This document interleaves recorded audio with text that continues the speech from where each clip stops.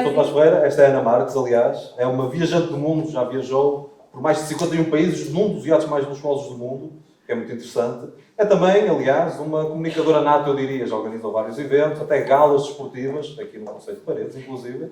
E é claro, uma apaixonada pela comunicação, como já disse, e uma apreciadora de uma boa conversa. Mas, uau, que introdução! Até eu fiquei espantada comigo mesmo.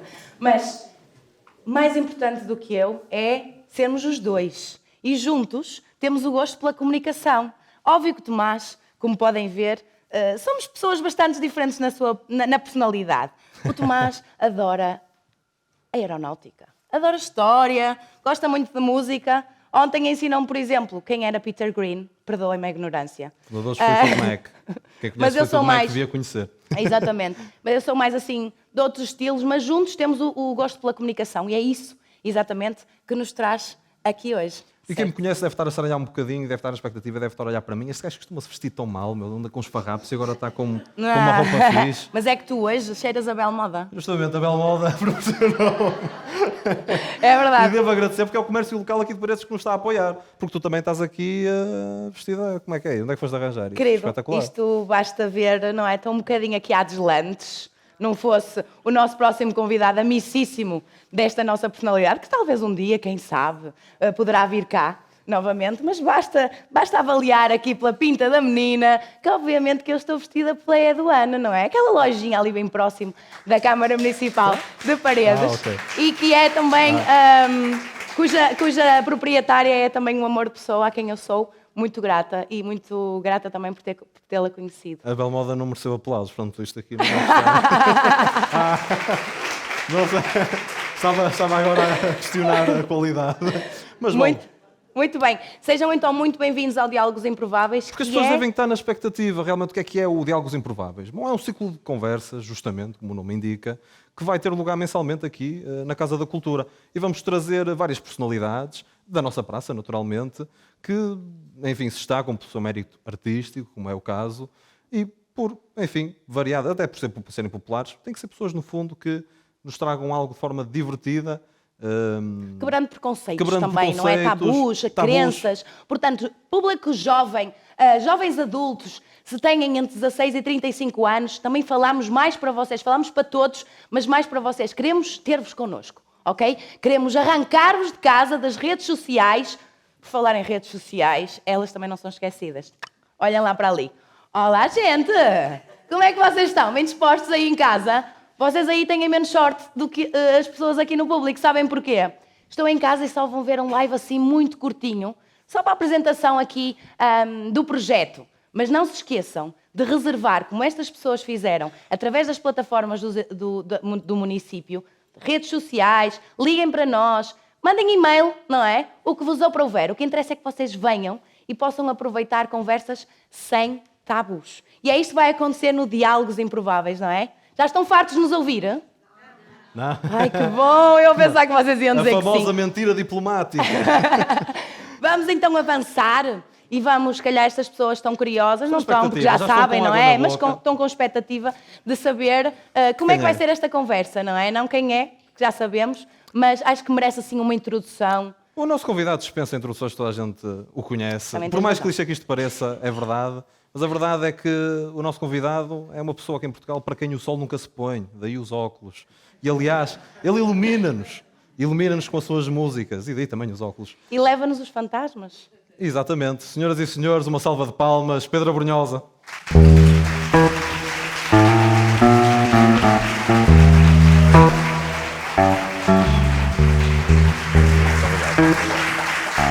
Vamos sentar?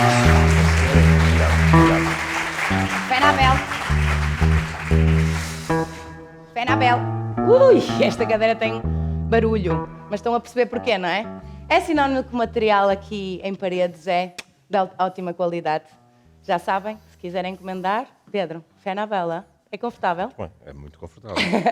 É melhor Pois do que então. esta. De mim deram uma cadeira do patinho feio.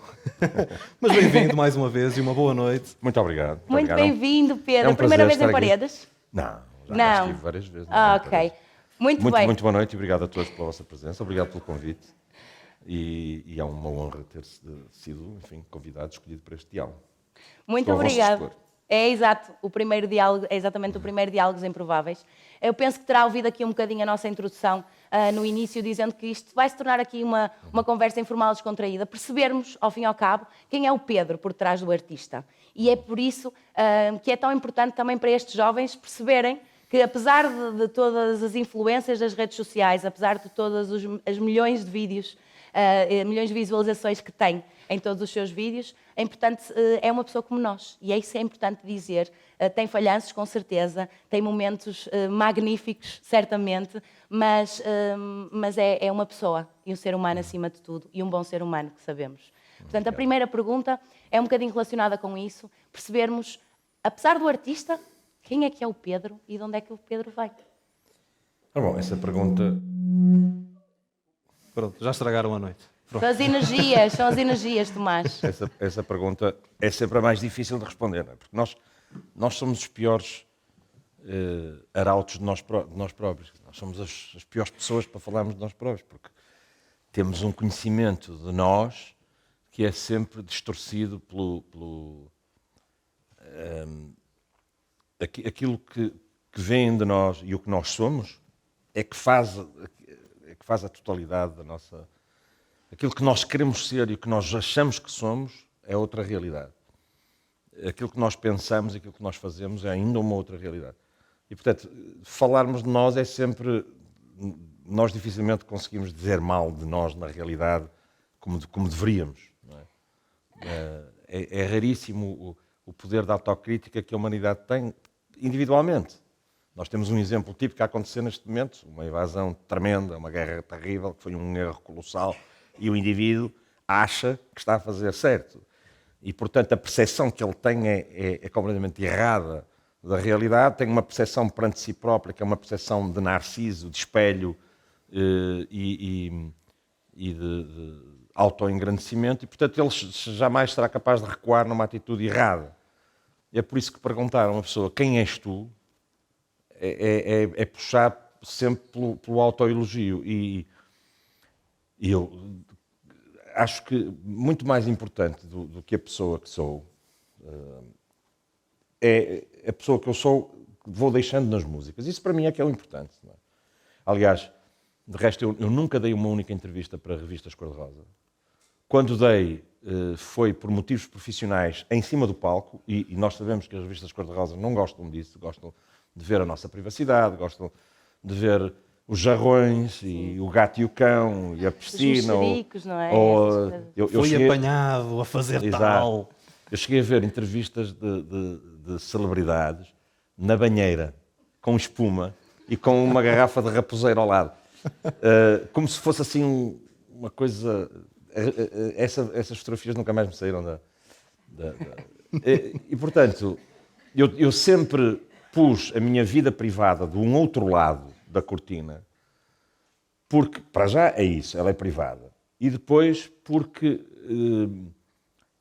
não gosto que ela contamine a minha vida pública. Não gosto que haja um juízo daquilo que eu faço em função daquilo que as pessoas acham que eu sou.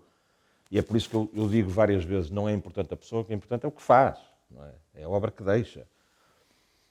Claro que a obra que deixa tem que ser consentânea ou coincidente com o que faz, no sentido... E por isso remeto a resposta para as minhas músicas. As minhas músicas falam de mim muito melhor do que eu.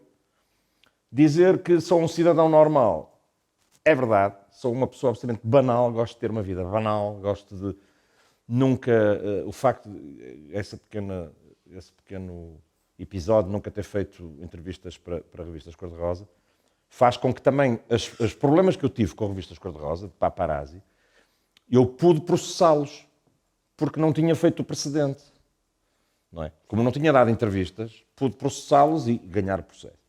E, por outro lado, nas redes sociais faço a mesma coisa.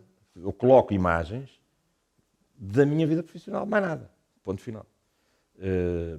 E de resto, dizer que é isso, sou um cidadão normal, banal, gosto de ler, gosto de estar no meu sítio, gosto de fazer coisas, gosto de ir à mercearia, gosto de ir ao café, não gosto muito de selfies, devo dizer. Aos paus de selfie. Tenho que estar sempre penteado nas selfies, o que é muito Porque é muito desagradável. Mas terá com certeza um conjunto de crenças, valores e um ambiente em que a qual se sincero, não é? Mas lá Fazem está. de si. Isso, essas crenças, esses valores, posso dizer que gosto muito das pessoas, sou muito empático, preocupo-me com os pobrezinhos. Posso dizer. Na realidade, o Sérgio Godinho tinha uma canção muito gira, que era, não sei se era o Sérgio José Marabel, que dizia, vamos brincar à caridadezinha. Há muita gente que faz isso, não é? Uma aparente solidariedade e depois, na realidade, aquela solidariedade é autopromocional. Não é? Não gosto disso. Portanto, a solidariedade geralmente é anónima. Não é? É estar nos sítios sem pedir nada em troca, muito menos promoção. Não é? Muito menos promoção. E, portanto, das centenas de pedidos que eu recebo para isso, para causas cívicas, causas sociais, das centenas de pedidos, que são todos respondidos, eles são respondidos sempre com essa ressalva de eu posso estar presente ou fazer ou participar, mas não transformar aquilo numa ação de marketing nem para a situação em si, nem para mim. Obviamente. Porque é estar a servir das pessoas que estão em situações complicadas. O caso do Coliseu, aliás, foi justamente uma causa para a qual acreditava e era necessário que houvesse ali um farol de esperança. Essa causa, só para terminar este raciocínio, é que no momento em que nós aceitamos fazer algo que seja depois marketizado, é estar a instrumentalizar as pessoas que estão, de facto, em situações complicadas. Não é? E, portanto, o resultado é que muitos dos pedidos em que é dito eu faço, mas não se pode publicitar, eles não voltam a responder. Pois. E às vezes percebe-se, quer dizer, que necessitem visibilidade, mas eu não gosto dessa visibilidade através da solidariedade. É por isso que há uma diferença entre solidariedade e caridade. São coisas diferentes. A solidariedade é anónima, deve ser afastada. Neste caso é diferente. Esse caso não é solidariedade. Esse caso foi uma causa da cidade do Porto, eu diria mais, é uma causa do Norte, não é? Para quem se calhar estão aqui pessoas bastante novas, que não eram nascidas sequer nessa altura. No meu caso. O Coliseu, exato. O Coliseu do Porto foi vendido em 95, acho eu que em 95, foi vendido a uma entidade privada. E, portanto, nós, Norte, ficaríamos sem uma sala de espetáculos, porque, na realidade, o que existia e continua a ser um pouco assim, Lisboa concentrar grandes meios, não é? Lisboa já tinha a Expo 98 a vir, já tinha, portanto, a nova FIL a vir, já tinha, claro, a Gulbenkian, já tinha o Coliseu de Lisboa, já tinha uma série de equipamentos. O Porto, o Norte, eu diria mesmo, a norte da Alverca, a maior sala de espetáculos era o Coliseu do Porto. E, portanto, não havia o multiusos de Paredes, não havia o multiusos de Gondomar, não havia o multiusos de Guimarães, não havia, nada disso existia. Portanto, ao vender essa sala, foi claramente um sinal de quem a vendeu. A Câmara teve responsabilidade e depois desdisse-o, não é? Refez com toda a justiça. Quem vendeu passou um atestado de incompetência a nós, cidadãos. Não é? Íamos ficar sem sala. A sala onde eu tinha atuado no inverno anterior, tinha feito não sei quantos coliseus esgotadíssimos. E, portanto, eu fui lá e algemei-me ao Coliseu. E na altura não havia redes sociais. Mas o que aconteceu é extraordinário. O que aconteceu foi que as televisões souberam disto, naturalmente foram alertadas. Está ali o careca de óculos escuros algemado ao Coliseu. Eu também, não foi inocentemente que fui às 6h30 e me algemei ao Coliseu. Porquê? Porque dava tempo às televisões chegarem. As televisões chegaram, e aí sim, usaram a publicidade, começaram a transmitir às 8 da noite, e às 8h15 a rua já estava cheia. Às 9 da noite os telejornais continuavam a emitir em direto, a SIC estava a começar na altura, a TVI também estava a começar, e de repente a Rua Santa Catarina, a Praça dos Poveiros, etc., estava uma massa de gente compacta, e eu recebi um telefonema, eu estava algemado com a mão direita, recebi um telefonema, já havia telemóveis, recebi um telefonema do Presidente da Câmara do Porto a dizer que a venda tinha sido revertida, que eu podia desalgemar-me. Ora, eis um exemplo do que é a força cívica, da sociedade civil, Devo dizer que também não estava sozinho, havia muita outra gente comigo, não é? Não fui Sim, eu e depois sozinho. também- Uma concentração. Mas a visibilidade serve para isto, não é? Era Isto quase um símbolo isto de esperança. E também devo dizer que o meu pai me telefonou e disse: estou a ver a televisão, quer dizer que não vem jantar. E É depois- provável que demore. E também pegando um bocadinho por aí e ser também a localização ser bastante emotiva, emocional para si, porque é o Porto, é o seu Porto, não é? Porque também provém Nosso daí. Porto. O nosso também. Mas o facto é que o seu avô também foi fundador do hotel, do Grande Hotel do Porto, e provém de, nós sabemos, de uma família, acho que toda a gente sabe, burguesa do Porto, onde teve uma educação, digamos que, erudita, e que o fez também, de certa forma, desenvolver aqui algumas competências, principalmente nas áreas linguísticas, não é? C'est pas? Oui, oui, c'est vrai. Com as viagens, crois. que foi impressionante. É uma coisa que eu mal consigo imaginar. Com 13 anos, viajaste até Paris. E eu, quando tinha 13 anos, tinha medo de andar de comboio, quase. Tinha ansiedade. Será que isto vai mesmo para o Porto? Nós estamos aqui em Paredes, temos o comboio para o Porto. E se eu for para o outro lado, vou ter a Penafiel, vou ter ao Mar de Canaveses. Não, mas é um eu acho que problema. ainda tens, sabes, Tomás? Eu acho que ainda tens. Eu acho que ainda há muito. A ansiedade Pedro, nos jovens E Pedro, hoje em dia. ajuda-me aqui, porque eu também, pronto, viajei e tive essa oportunidade, mas para os mais jovens, também dar-vos aqui um heads up em relação a isso. E uso aqui os anglicanismos também, porque estamos nesta área e nesta era, que é, há muita gente que tem medo. Há muita gente que não vai porque tem este medo, não é? Tem esta vontade, mas ao mesmo tempo põe muitos x's na vida.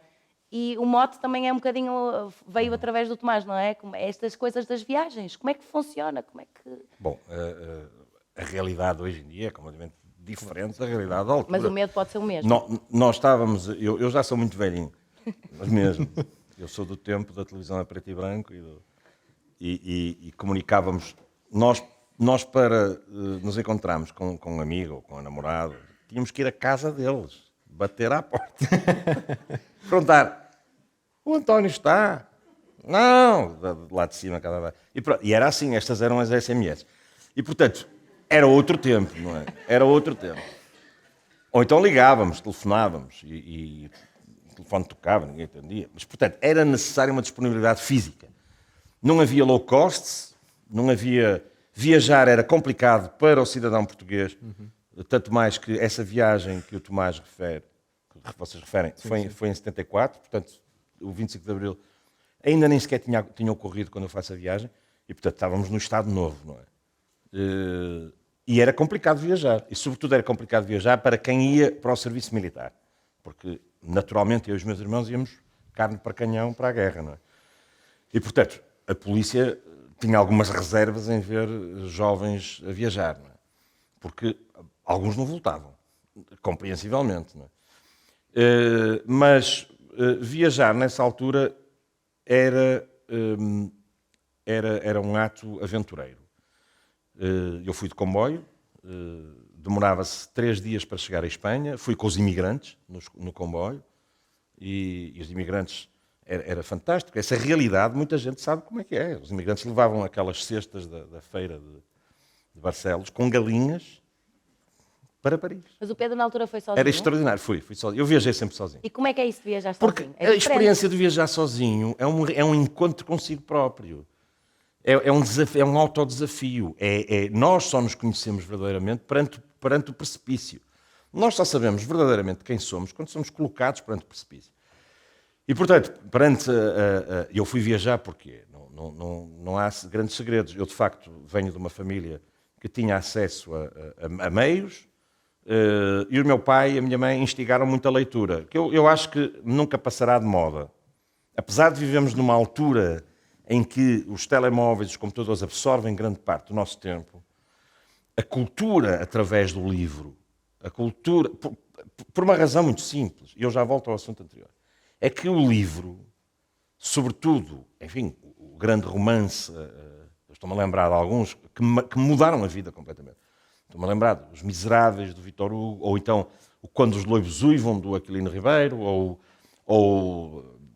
Os Irmãos Karamazov, de Dostoiévski. Não interessa. O que interessa é que são livros que têm personagens que têm uma vida, têm uma existência. E aquelas... Pode ser o Robin dos Bosques, pode ser o Robinson Crusoe, pode ser o Moby Dick. São personagens que têm vida. Algum desses é o seu favorito? São todos. E essas personagens, nós quando começamos a ler o livro, como quando vamos ao cinema, nós identificamos com as personagens. A questão é que no cinema aquilo acaba ao fim de 1h30. Nos livros, a personagem acompanha-nos. Vamos em viagem, vamos dormir, muitos vão à casa de banho, levam, agora já não se levam os dedos à casa de banho, leva-se o Instagram. Mas, e portanto, cria-se uma relação de empatia com o personagem e com a situação. E isso sim promove valores. Promove os valores não só da empatia, da humanidade, de uma visão mais humanista do mundo, etc. E promove a cultura, porque se enriquece o vocabulário, porque se enriquece o conhecimento, etc. Quando o livro desaparece, a nossa relação com essa mitologia, a mitologia da continuidade, porque um livro pode-se ler numa semana, num mês, essa mitologia do tempo, da empatia, essa mitologia desaparece. Nós hoje estamos nas redes sociais e vemos um sujeito que ganhou o Ídolos e pomos like, depois vemos uma sujeita maravilhosa em Bali a apanhar banos de biquíni e pomos vários likes. E depois de repente, e aí é que está a falácia da questão. Vemos uma criança com fome, ou um atentado, ou a guerra na Ucrânia, e somos capazes de pôr like também. Ou seja, tornamos toristas das vidas dos outros. E não há uma relação de empatia. Aquilo passa rapidamente. O estado emocional com que passamos de uma situação para outra não aprofundamos as coisas. A literatura permite aprofundar. Ora, os heróis que eu lia viajavam. Acabei de dizer vários. Sim. Viajavam. E eu um dia confrontei o meu pai. Disse, já que me instigas tanto a leitura, eu quero ir viajar. E claro, a minha mãe... meu filho vai viajar. Minha mãe era professora de literatura. E o meu pai era advogado. Deixa-o ir, que ele volta. E de facto voltei. Mas viajar... Era isso, era a compra do bilhete, era a aventura, era ir o comboio, era ver as povoações espanholas. Eu lembro de um sujeito que ia ao meu lado e dizia: o comboio vai tão devagar que eu estou a ver aquela erva a crescer. Era assim, E depois chegar a Paris à noite, as pessoas iam cada qual para o seu lado, não havia cá albergues da juventude, quer dizer, por acaso havia, mas não havia hotelaria barata, etc., não havia Airbnb, portanto eu tinha que me desimerdar, como se diz aqui no Norte. E não me parece que seja um mau termo. Não é. É um dos meus favoritos. E este desimerdance aos 13 anos deu-me muita tarimba e permitiu uma coisa muito importante, que eu acho que foi isso que permitiu. Permitiu que eu me afastasse sempre das drogas. Porquê? Parece assim um disparate dizer isto, mas não é. É porque a autoconfiança que as viagens me deram, de conseguir dominar as situações, de conseguir ultrapassar, de conseguir... Arranjava sempre um sítio onde dormir, fantástico, uma pensão barata, onde eu negociava o preço em francês ou em inglês, ou em alemão, ou italiano. Negociava o preço, ficava a dormir, dormia no telhado, dormia na garagem, não interessa, pagava um escudo, negociava. E essa capacidade de desenrascanço deu-me uma autoconfiança que permitiu depois, quando eu chegava ao liceu, ao secundário, e vinham aqueles espertalhaços com charros e com produtos piores que charros, a autoconfiança era tal que me permitia dizer-lhes umas coisas que em campanha se dizem. E depois também há aqui... E depois também há aqui esta parte que é o facto de, quando estamos sozinhos, muita gente... Eu ponho-me na cabeça de alguns adolescentes e jovens que não tiveram esta oportunidade, que dizem assim, não, mas tu és extrovertido, tu podes falar, tu sabes... consegues lidar bem com as situações. Não é bem assim, pois não, Pedro? No fundo é uma pessoa tímida. Isso aprende-se, essa capacidade, isso aprende-se. Nós somos atirados para as situações, aprendemos. Esta resolução interior de chegar ao meio da Europa, eu não fui só para Paris, depois a partir de Paris eu comecei, e aos 15 anos, aos 16, aos 17, eu nunca mais parei de viajar. E tornei-me, de facto, um viajante. Não é? Aliás, o meu primeiro disco chama-se Viagens. Não é? Exatamente. O disco que tem Tudo que eu te dou, etc. Não posso mais. Chama-se Viagens. Porque é uma homenagem à minha vida itinerante. E quando eu regressava, eu era bom aluno. Mas já não regressou mesmo? Não. Eu regressava maior, com mais determinação, etc. E isto foi muito importante neste combate interior que todos fazemos, todos já fomos confrontados com as tentações. Algumas são naturalmente mais humanas, outras não. E, portanto, eu acho que essa autodeterminação foi muito importante para perceber, no caso das drogas, que eu foco sempre este ponto, porquê? Porque o músico é sempre confundido com um certo bon vivant, de uso de drogas, etc. E eu gosto de separar, sempre foi assim, uma questão de dignidade da profissão, devolver a dignidade à profissão. Infelizmente, hoje em dia a cocaína e a heroína estão difundidas em todos os meios e, portanto, é uma luta que devemos estar atentos, porque é uma luta política. Porquê? Porque atrás de um toxicodependente, e são muitos, cada vez mais, esconde-se um cidadão. E um cidadão que podia ter sido um grande médico, um grande carpinteiro, um grande músico, um grande ator, e não foi.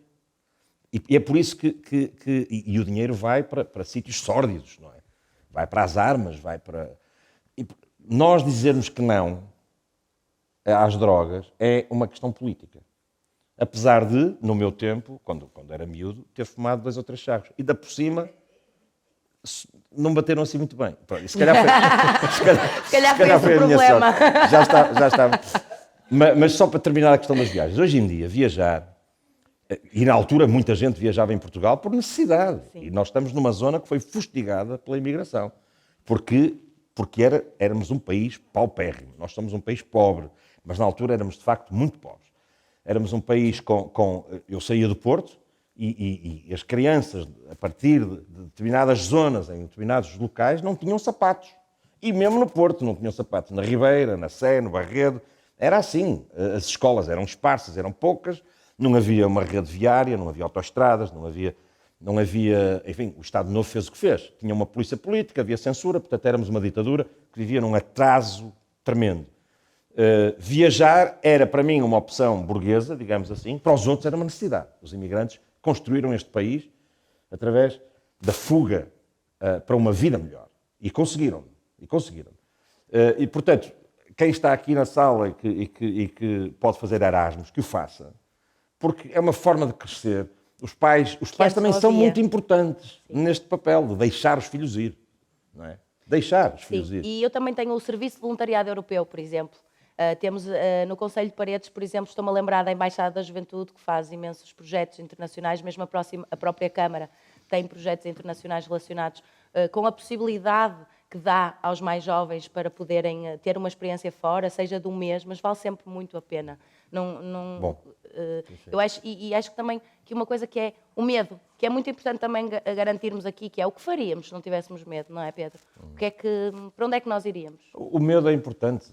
O medo põe-nos alerta, atenção. Exatamente. Eu não fui viajar sozinho sem medo. Eu levava o medo comigo. Levamos sempre. O medo faz com que eu esteja alerta e não me acredito tanto. É uma reação natural do homem natural. Para sobreviver. Ainda bem que temos medo. Não é? Mas há um medo, quando o medo se torna irracional, paralisa. Não é? Nós todos conhecemos medos irracionais. Há pessoas que têm medo de coisas que sabem que não lhes fazem mal ou que não sabem. De aranhas, de aracnofobia ou de ratos. E a paralisação, não conseguem agir. É necessário encarar os próprios medos e vencê-los e saber ser racional nessas alturas é muito importante. Muito bem. Eu tenho aqui uma relíquia do passado, que é curiosa. Estávamos a falar há pouco daquela que são as gerações, etc. Sim, e tempos e das diferentes. viagens E temos aqui também. uma relíquia, é um CD. Não sei se que hoje em dia já não é muito utilizado, mas deves reconhecê-lo. E eu tenho isto aqui para te mostrar. Eu roubei isto ao meu pai, naturalmente não é meu. Isto aqui é um disco de Maceo Parker. E para falar justamente no Viagens. É maravilhoso este disco. E isto foi assinado graças a ti, inclusive. Foi por ele? Foi por ele, justamente, numa conferência de imprensa, quando ele veio cá a Portugal. É verdade. E foi, justamente Sim. por tua obra. E a assinatura vem justamente daí. E eu quero falar um bocadinho e perguntar-te um bocadinho. Tu começaste com viagens, tu começaste, por exemplo, na música erudita, no conservatório, mas depois tiveste as influências do jazz, do funk, aprendeste, eras um grande músico de jazz também, e és. E depois passaste para o primeiro álbum que fizeste e tiveste um sucesso absurdo. Chegaste às grandes audiências e até hoje em dia é uma influência que se sente, até mesmo no panorama musical português. Como é que tu fizeste isto? Esta jornada daquilo que é música erudita para as grandes audiências? Não faço ideia. Não, quer dizer, o Duke Ellington, que é um grande músico, um pianista já De falecido, jazz. um grande músico, perguntaram-lhe uma vez qual era o estilo que você mais gosta. Ele disse, só há 2 estilos de música, o bom e o mau. E é isso, em tudo é assim. Em tudo. Na literatura só há 2 estilos, a boa e a má. No cinema E há alguma também. que nem é literatura. É? E há livros que não são literatura. Por isso mesmo, não chega a ser, parte estás a má. perceber? Não chega a ser. A música, eu tenho aqui esta coisa que está sempre a... Peço desculpa. A música é um todo. O estilo, o género é uma gaveta. Não é? É uma gaveta. Tens um armário cheio de gavetas e tens os géneros ali. Quando tu tens alicerces, não só na área musical, isto é muito importante. É como eu dou este exemplo, enfim, vou dá-lo agora, lembrei-me agora. Os médicos não são médicos todos iguais. Têm as especialidades, são as gavetas, mas são todos médicos. E, portanto, o percurso para chegar a médico é tremendo, é terrível. São precisos 12 anos no secundário, depois são precisos mais 6 anos na faculdade, depois é preciso um internato, depois é preciso mais 2 anos, creio, e depois é preciso fazer um exame chamado Harris, e depois é preciso escolher a especialidade, fazer exames da especialidade. Isto é terrível. O músico do conservatório, como é o meu caso, tem mais ou menos a mesma coisa. Tem que fazer o liceu, depois tem que tocar o instrumento, são 6 anos também, depois escolhe, já escolheu o instrumento, se vai seguir superior, composição, etc. Depois especializa-se. Mas o conservatório dá uma bagagem gigante. Mas não chega. Não chega. Nós tínhamos um médico que uma frase interessantíssima, o professor Egas Muniz, que diz, esta frase eu gostava que pensassem nela. E amanhã eu trabalho de casa. Amanhã voltamos a ter Pedro Vamos Brunhosa, senhoras e interiorizar. senhores. Esta frase é fundamental. Ele era médico e ele diz esta frase simples, diz, um médico que só sabe de medicina, nem de medicina sabe. Esta frase é vital. Aliás, a frase nem sequer é dele, é um grande provérbio árabe que ele adaptava para os seus alunos e para os seus discípulos. O que é que ele queria dizer com isto? Quer dizer, aos seus alunos, que se tu vais julgar que com um bisturi curas todos os males dessa pessoa, portanto só sabes de medicina, estás a esquecer que o doente que entra pelo teu consultório de dentro é um ser humano que traz tragédias atrás de si. Provavelmente traz dor tremenda, traz sobretudo pobreza, traz um divórcio, traz desilusões, traz muita coisa. Muita coisa. E, portanto, o bisturi não cura isso. É preciso saber o à volta. E esse à volta é dado por, em minha opinião, muito pelo mundo, pelas viagens, pela literatura, pela cultura. É essa cultura abrangente que faz... Ora, quando nós somos músicos, um músico que só sabe de música, nem de música sabe. Não há nada mais irritante do que estar sentado com um músico à mesa e ele está a falar de música. Eu não quero falar de música. Eu quero falar de mundo. A música é apenas uma parte. Não quero falar das cordas e do outro... Sabes, aquele solo? Não quero falar disso. Eu quero falar de outras coisas porque disso é o meu trabalho. E, portanto, interessa-me aquilo que eu não conheço. E, nesse aspecto, as redes sociais, uma vez mais, são o oposto. Porquê? Porque as redes sociais dão-nos aquilo que nós já gostamos. O algoritmo é a inversão deste princípio. O algoritmo dá a cada um de nós aquilo... Olha, vai ver isto. E tu vais ver. Só que vais ver e dizes, mas isto é parecido. Pois é parecido com o que eu já vi. O algoritmo fornece-nos as pistas para aquilo que nós já conhecemos. Não há nada novo. Eu quero coisas que sejam a matéria e a antimatéria. Eu quero a contradição, eu quero o contraditório. Nesse aspecto, esta, se quiseres, inquietação, as viagens, etc., faz com que o músico de conservatório tocava contrabaixo e piano, de repente eu começo a me interessar pelo jazz. Mas depois o próprio jazz começa a ser para mim uma linguagem limitadora, deixa de me interessar o jazz. E depois aparece o funk que está na origem do hip-hop, etc., etc. Aliás, o Maceo Parker tocou durante muito tempo com o Prince e tocou com o Kendrick Lamar e com uma série deles. Na altura não existia o Kendrick Lamar, não existia o hip-hop tal qual nós o conhecemos hoje, mas aqui estão as raízes do hip-hop. E, portanto, passado da clássica para o jazz, para o funk, para o hip-hop e depois para a canção, para a escrita pura e dura de canção, a canção o que é? A canção é uma história de 3 minutos, que se conta, que se canta, que fala do que vimos ali, do que lemos no jornal, do que se passou connosco, e que, porventura, ao falarmos dessa banalidade, as pessoas acham que também é sobre elas. E é verdade, porque nós todos somos iguais. Nós todos somos banais na dor, na alegria, na morte, na tristeza, no amor.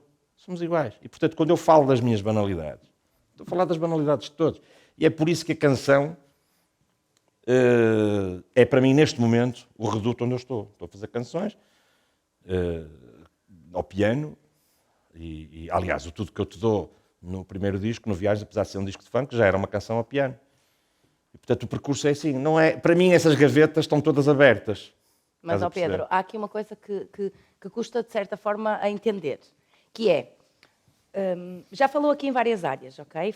E eu próprio, nós próprios sabemos que também já deu palestras, já escreveu, por exemplo, para a TSF, sei, pronto, tem aqui várias áreas de atividade. Mas, quando nós estamos no ensino secundário, quando nós lidamos com as áreas, não é? Escolhemos uma.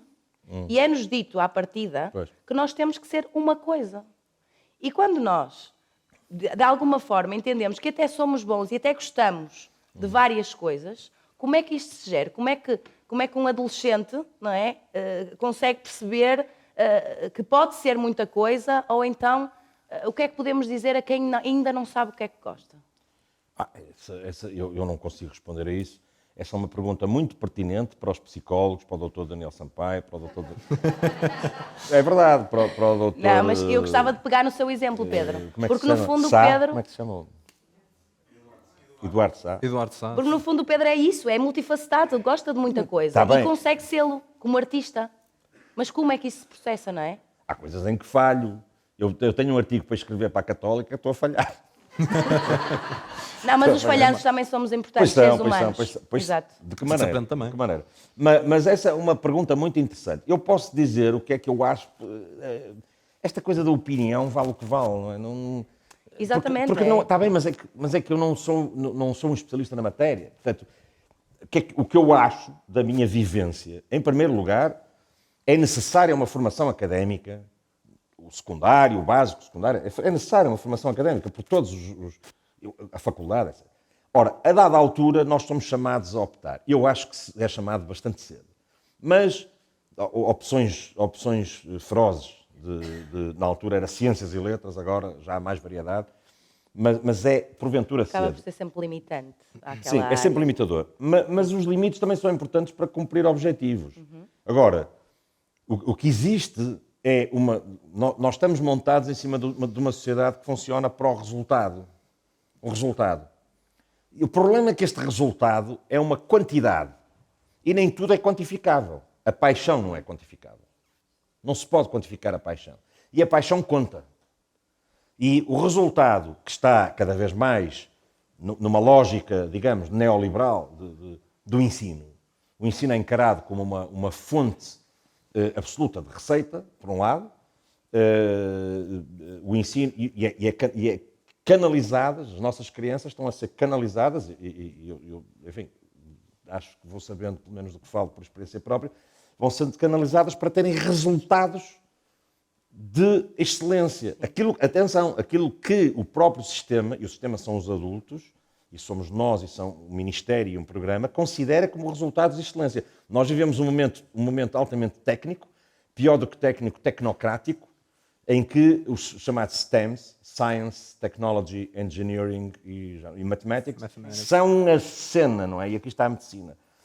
São a coisa. O resto, a história, as humanidades, etc., não estão bem a cena porque não se mede bem o resultado. Resultado disto, os professores cada vez mais desmotivados, porque as gerações não se vão sucedendo. Muitas das vezes, os nossos antigos professores de humanidades, de história, de literatura, eram pessoas que estavam apaixonadas pelo que se fazia. Porque necessariamente tinham optado por aquelas matérias. Outras nem tanto.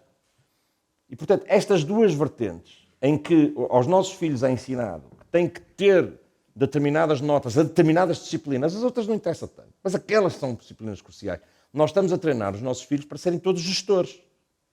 Robôs? A questão... Não, robôs, se calhar não é tão mau. Mas todos gestores e maus gestores.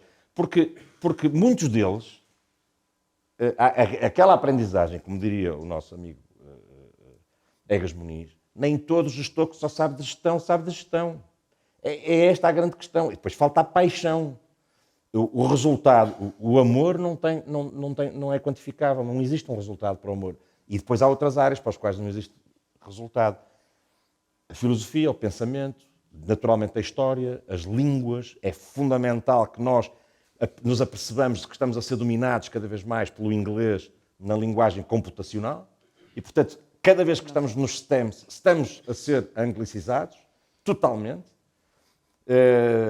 Os diálogos, quando são... Já não há literatura, já não há...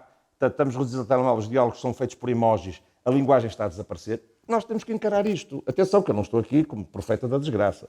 Estou a dizer aquilo que eu disse na opinião. Podemos sempre adaptar-nos ao... Mas é preciso tirar o melhor disto. Ora bem, primeiro, ter atenção às crianças, perceber se existe alguma outra vivência. Eu estava a estudar Engenharia Química nos anos 70. Estava a estudar Engenharia Química e disse claramente aos meus pais, fui estagiar para a Suíça, para a fábrica do meu tio, e o meu primeiro estágio foi encher pastas dos dentes. Tive um mês a encher pastas dos dentes. Há uma expressão em Campanhã que diz, what the fuck? Em Campanhã. E de repente percebi, não é bem isto. E já na altura eu tinha uma tendência para as letras e para a música. Dizer numa família daquelas, em que é tudo médico, tudo engenheiro, tudo advogado, dizer eu vou ser músico, Caio Carmo e a Trindade. Mas foi uma o reação resultado, mas está bem, mas... Foi? É a pergunta. Foi uma reação má, essa? Não, da parte dos meus pais, não, eram pessoas muito bem. Mas quer dizer, há uma certa angústia, mas este agora vai ser músico, e o que é que vai ser dele? Pronto, ele está aqui. Agora, este ele está aqui tem muito a ver com a atitude que se tem em relação às coisas. Não basta querer, ainda por cima eu adoro matemática, adoro e era bom aluno na matemática. E a química também. E, portanto, há aqui uma vontade da própria criança, que também conta. Eu sei que às vezes é difícil esta opção, mas as artes são fundamentais na formação do indivíduo. Eu digo porquê. Muito rapidamente, a humanidade, desde que nós nos pomos de pé no meio da planície, para vermos mais longe, e largamos as lianas e começamos a usar os polegares. Não é logo. A humanidade, desde que a humanidade, qualquer resquício arqueológico que seja encontrado numa caverna na África do Sul ou no Médio Oriente, e atenção, estou a dizer sítios realmente onde isso acontece, ou no centro da Europa, há 45 mil anos, há 100 mil anos ou há 150 mil anos, nós encontramos sempre gravuras alusivas a cultos, digamos, e é natural. A humanidade precisa de explicar o mistério, e o mistério, quando anoitece e estamos numa caverna, é maior ainda, não é, do que hoje. E, portanto, o trovão que relampeja é uma coisa... Deus lançou este trovão. Seja que Deus for, que aquela criatura que não tem vocabulário ainda pensava. Ou falava. Não falava, mas pensava e pintou. Figuras antropomórficas, etc. E, para além da criação da religião, ou do culto, da espiritualidade, a humanidade, todos esses povoamentos que foram descobertos até agora, têm instrumentos musicais, sobretudo flautas, cavadas em ossos. Ainda agora foi descoberta mais uma com cerca de 120 mil anos. Exatamente na África do Sul. E, portanto, nós sabemos que a humanidade tinha música. Era uma necessidade também. E é uma necessidade nossa. Se nós suprimirmos as artes na nossa vida, nós ficamos com muito pouco. E, portanto, para aqueles que estão e que têm muito jeito para muita coisa, primeiro, não se fascinem com a fama. Porque isso não é objetivo. Ser músico é diferente de ser famoso. Ser músico é outra coisa. Ser músico é uma coisa de profundidade. É uma batalha individual todos os dias. E dá muito trabalho, porque tocar dá muito trabalho. Dá mais trabalho tocar e depois ser excelente no que se faz do que ter 5 a matemática, sempre 5. E depois, isso dá menos trabalho porque pode-se marrar, mas a música não se pode marrar. E, portanto, não julguem que ao optarem serem músicos ou serem que vai ser fácil e que vamos ter muitos seguidores. Não se pode lutar por isso. Nós não podemos querer ser famosos. Isso é um disparate total. Eu ia dar um exemplo, mas não dou. De campanhã? Não é de campanha. Não. É a quantidade de pessoas que sobe os seus likes porque mostra coisas que não deviam ser mostradas. Sim. No hospital cheio de tubos, logo mais 300 seguidores. Os filhos a fazerem terpelias, logo mais. Os cães e os gatos. Por acaso outro dia pus o meu cão. Mas muitas vezes são vidas falsas, é aquelas que se frita. transmitem. O batata frita é o nome. Batata frita. Mas já agora, chama-lhe batata frita? Ou é só batata ou é frita? Até que é um bocadinho... Parece as mães, não é? A minha mãe, a Ana Sofia. Era o que eu ia dizer. Quando estou zangado, batata frita. Foi nada, foi nada. Mas era só isso, quer dizer, é fundamental nós ouvirmos as paixões, porque existem paixões interiores e nós temos que saber ouvir, não é? Nós temos que saber ouvir, temos que saber identificar também nos comportamentos das nossas crianças. Se existe uma mesmização, e esta palavra é muito importante, se nós podemos... É que quando as pessoas não são naturalmente criativas ou não têm um pendor... Eu acho fantástico os STEMs, e aliás, acho fundamental os STEMs, porque ainda bem que eu vou entrar num hospital onde o médico que lá está teve 19 e que está lá por paixão. Isto, para mim, este é o paradigma do médico. Mas nem toda a gente pode ter este sonho. E nós temos a tendência de querer que as nossas crianças sejam todos médicos por uma questão de prestígio social. E às vezes, não só o prestígio social, está noutras áreas também, como é preciso ouvir esta voz interior, não é? Porque não podemos viver em função de resultados só. Os resultados são importantes. Mas é preciso também ouvir a paixão de cada um. Faz lembrar-me um bocadinho aquela pergunta do que é que queres ser quando fores grande, não é? Porque, no fundo, não é o que nós queremos ser, porque nós já somos, desde pequenos, não acha? Acaba por ser um bocadinho, pronto, ligado a isso. Tomás, eu julgo que tens aqui uma pergunta assim mais ligada aqui à... A arte, justamente. À Estávamos arte, a falar sim. de arte e algo que, claro, é o que tu fazes no fundo. És um artista. E o artista, no fundo, imprime sempre a sua mundividência na sua arte. A sua arte, enfim, pode ser muita coisa. E eu queria justamente perguntar, a arte para ti é algo contemplativo da realidade? É uma exploração da realidade? O que é? É uma veneração da vida, do amor, da paixão, daquelas experiências universais que todos nós humanos temos? O que é? É uma reflexão, uma autorreflexão? Eu acho que há pouco, ao falar deste papel da arte enquanto... que sempre teve ao longo dos tempos, quer dizer, nós perguntamos assim, mas para que serve um quadro? Pergunta-te esta, para que serve um quadro? Dá para meter, quando há uma corrente de ar, para meter debaixo da porta para a porta não abrir? Espera aí, qual é a utilidade prática de uma sinfonia? O que é que dá para fazer com uma sinfonia? Esta pergunta... a resposta é, não serve para nada. Não tem utilidade nenhuma. Do ponto de vista prático, a arte é inútil. É inútil. Mas afeta-nos muito. Mas não é só afeta, é claro que sim. Do ponto de vista prático é inútil. Portanto, a arte não é uma coisa prática. Não é. Não é uma coisa do foro do tal resultado. Claro que, e antes de falarmos da transcendência da arte, claro que este lado prático que a arte não tem, quando o atinge, é extraordinário como ultrapassa. Ontem foi vendida uma fotografia por 12,5 milhões. A fotografia mais cara de sempre. Pelo Man Ray. Mas isto é o preço daquela obra. Não é o valor que ela tem. São coisas diferentes. E também não é a função que ela desempenha. Provavelmente ela vai para casa de um indivíduo, de um novo rico qualquer, vai pôr lá e vai dizer a toda a gente esta custa-me 12,5 milhões. E passa a ter este resultado. A arte passa a ser um resultado também. E aí a parte prática também é a decoração, não é? Sim, também é isso. Mas isso aí é outra história. Arte e entretenimento são coisas diferentes. E é verdade. Muita arte é apenas decorativa. Mas no momento em que esta arte passa a ser apenas um resultado, ela já está prostituída. Eu não sou contra a arte enquanto negócio. A arte é também um produto, atenção. Porquê? Porque enquanto que o Victor Hugo está a pensar Os Miseráveis na sua cabeça, aquilo é arte etérea, absoluta. No momento em que ele escreve, continua a ser arte. Mas no momento em que ele dá a um editor, já passa a ser um produto. Porque a sua arte está transformada num livro que vai ser copiado. Já são 150 livros, já são 150 mil. Hoje em dia, Os Miseráveis é um negócio brutal. Nada contra. Mas passou a ser um produto. Atenção. Mas o que está na origem daquele produto é um conceito artístico, etéreo, transcendente, terrível, no sentido de bouleversar, como dizem os espanhóis, muda-nos. Quem não lê Os Miseráveis, que leia e percebe.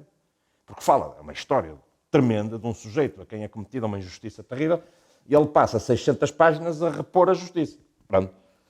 É um bocadinho como a Escrava Isaura, que era uma novela que...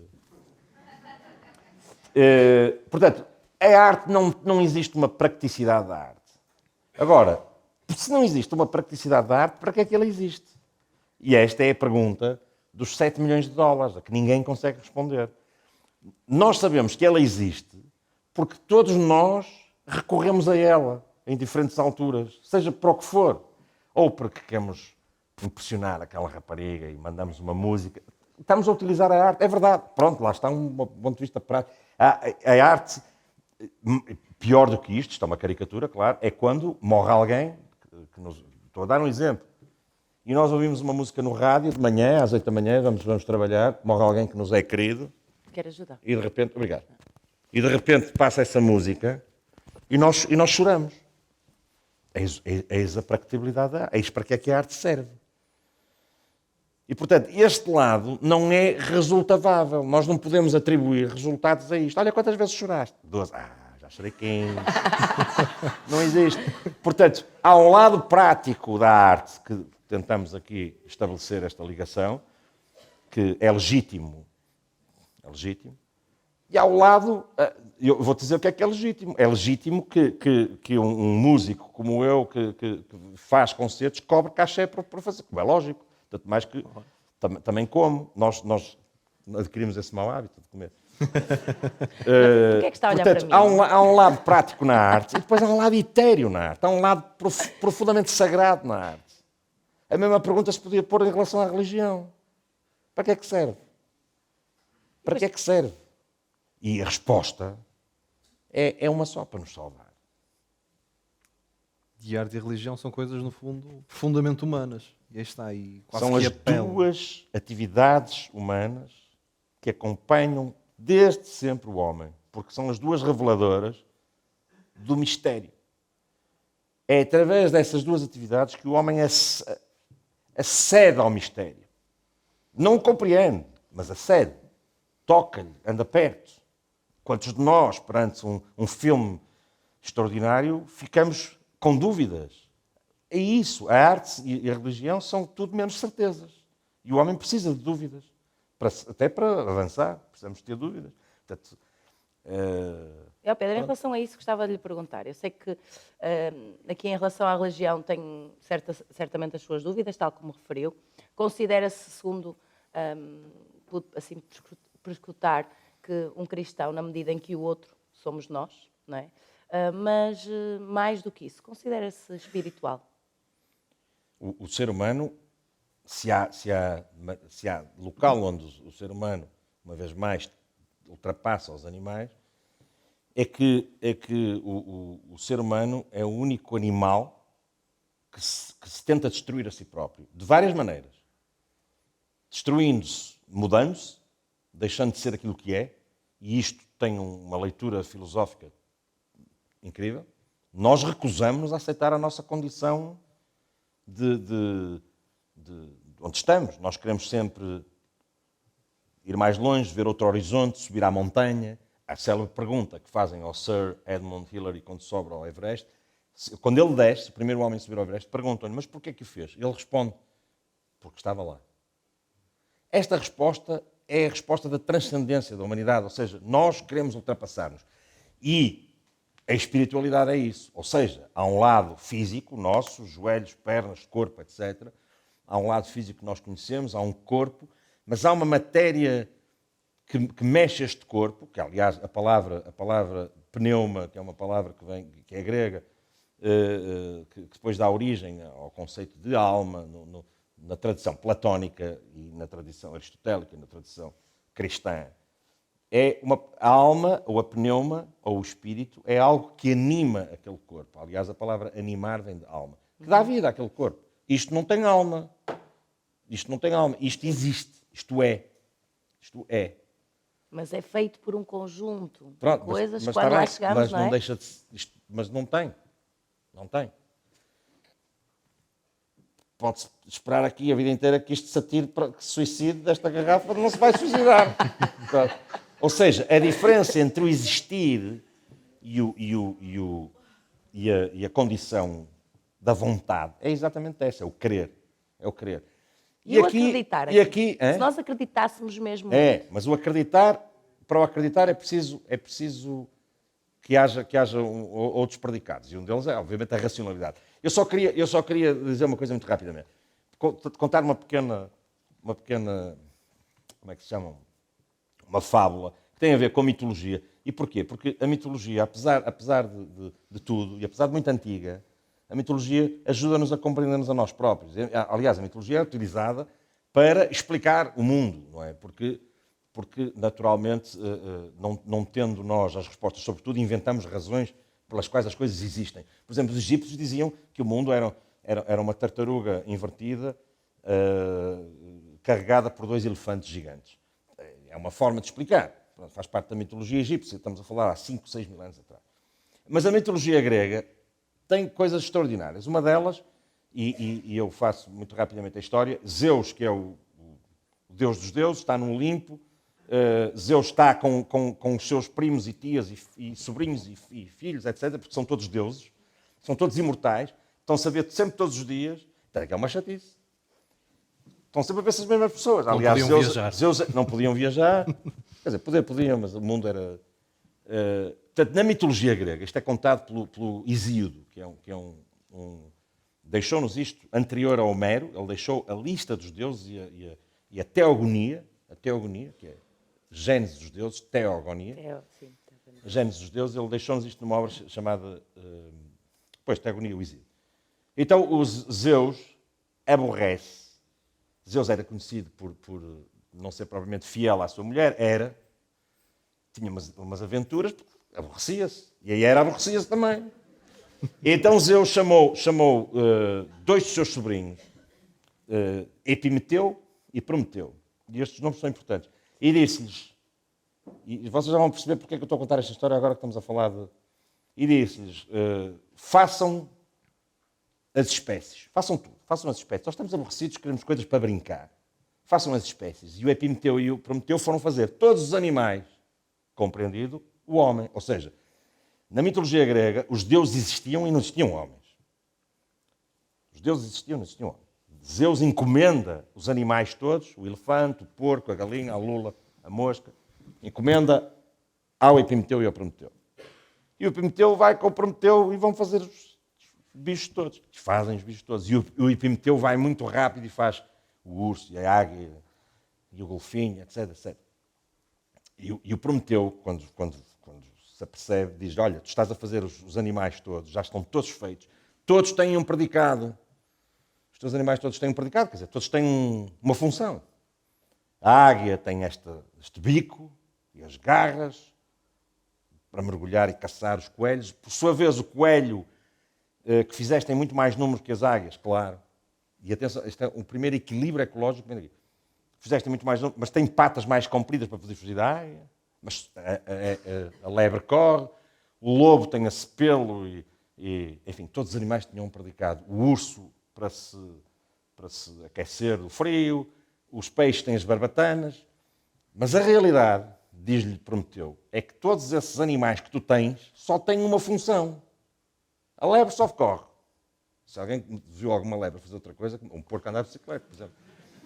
A lebre só corre, a águia só mergulha, o peixe só nada, o urso só faz o que o urso faz. Mas... Portanto, cada animal tem uma função. Mas olha, eu fiz o animal que não tem nenhuma função. Nenhuma função. E isto é que é o segredo da humanidade. Não tem nenhuma função. Olha, não tem escamas, não tem pelo, não tem garras, não tem bico. É esta coisa nua, e mostra-lhe o homem e a mulher, é esta coisa nua, estás a ver? Completamente desprotegidos, não têm nada, são completamente soltos, nada os protege. Olha, e diz o Epimeteu, e agora como é que eles vão sobreviver? E o Prometeu responde, o grande atributo destes dois, que aqui está, é a vontade. É que estes dois vão poder ser o que quiserem, vão poder escolher entre nadar, trepar a árvore, fazer, serem.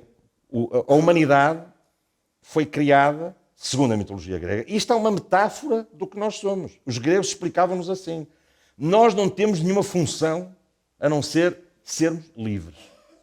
Sermos livres. E este princípio da liberdade que é dada ao homem à nascença na mitologia grega é o princípio agostiniano, Santo Agostinho, no livre-arbítrio. É caso para dizer. A filosofia cristã baseia-se no facto, agostiniana, claro, baseia-se no facto de que o homem tem um livre-arbítrio. Ora, como é que o homem domina o livre-arbítrio? Porquê é que esta garrafa não se suicida e o homem pode suicidar? Porque, segundo esta teoria mitológica lindíssima e poética do Epimeteu de Prometeu e do Santo Agostinho, nós podemos ser, como disse Prometeu ao Epimeteu, disse, olha, estes dois vão poder ser animais, se quiserem, ou, através do comportamento, podem ascender aos anjos. Esta frase, que aliás Santo Agostinho depois, a frase acaba por ser de Santo Agostinho, mas é assim, nós podemos ser maus ou bons, nós podemos praticar o mal, podemos praticar o bem. E, portanto, já não sei qual era a pergunta, mas foi isso. Aliás, mas é com a ontologia e, no fundo, a mitologia que o horário se começa a aproximar, Sim. infelizmente. Não, Quando a conversa é boa, o tempo é escasso. É verdade, é aqui escasso. Acabamos por conseguir perceber aqui um bocadinho do Pedro, aqui em várias áreas de atividade. Antes de acabarmos, temos aqui algumas perguntas, Pedro, que foram feitas pelos nossos jovens através das redes sociais e algumas pessoas aqui presentes. Uma dessas perguntas vem exatamente da rede social, é do Luís Miguel, que hoje, segundo sei, faz 20 anos, e que pergunta se tivesse que ser outra coisa, o que é que seria? Para além de músico. Eu sempre quis ser historiador. Gostaria de ter sido... Tenho um fascínio pela história. E a história explica-nos muita coisa.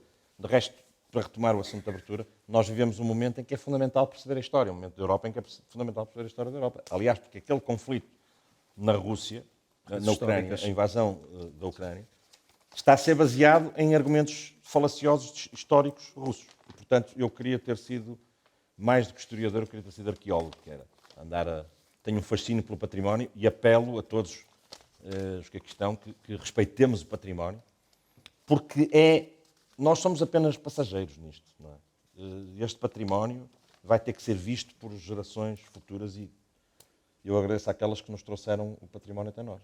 Ok. Muito bem, obrigada. Muito obrigado. Tenho aqui só mais umas palavrinhas, assim, muito rapidamente. Diga-me assim, por favor, a primeira coisa que lhe vem à cabeça quando diga algumas palavras. Estas palavras foram escritas, assim, temos que ser muito breves, foram escritas por pessoas aqui, por algumas pessoas aqui do público. Portanto, a primeira palavra é felicidade. Família. Boa. A segunda... Claro. Ora, aí está. Trevo. Natureza. Eu pensava, toda a gente pensava que ia dizer sorte, não é? A sorte dá muito trabalho. Lua.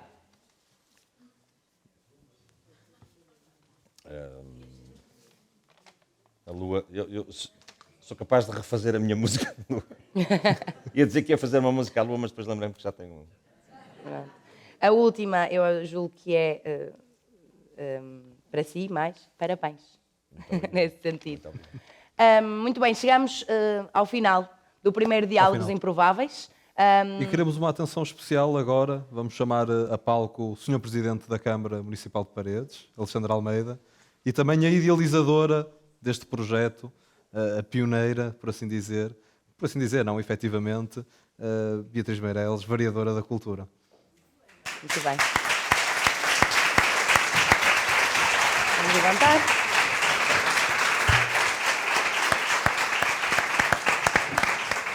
Pedro, muito obrigado. Eu acredito que, acima de tudo, assim, o mote aqui umas surpresas. deste tema é que o amor nos salve nesta noite dentro. Eu acho que sim. Muito obrigado. Muito obrigado, eu. Muito obrigado por estas... Olá, como está? Como é que está? Muito obrigado pelo convite, muito obrigado. Olha que maravilha, posso? Ui. Correndo. Só vou tirar, se me permitem. A minha ligação aos livros é muito tátil também. E eu tenho um problema com estes livros que me dão. Sabe qual é? É que eu leio-os. Leio-os mesmo. Muito obrigado. Muito obrigado. Muito obrigado. E eu acredito também... Muito obrigada. Obrigado. E eu acredito também que nada acontece por acaso. Há bocadinho estávamos a falar de arte, estávamos a falar de um bocadinho deste contexto, não é? Para que é que servem os quadros, para que é que serve a pintura, as artes. E sem mais demoras, Pedro, e vai perceber o contexto que eu estou a criar, chamo ao palco Ana Maria Fernandes.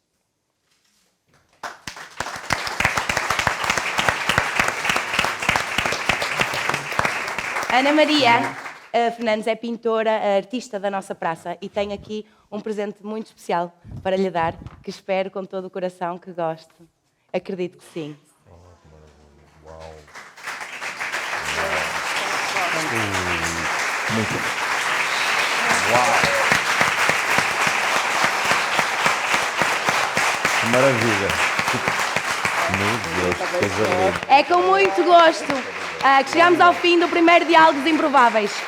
Mais uma vez, não se esqueçam de ativar as notificações, de nos seguir nas redes sociais, de convidar também a vossa família, os vossos amigos a vir. Reservar, fazer as reservas. Exatamente, reservem, por favor. Tivemos imensa gente que ficou lá fora porque pensava que não se teria que reservar, porque se esqueceu. Portanto, não deixem para a última da hora. Sigam-nos.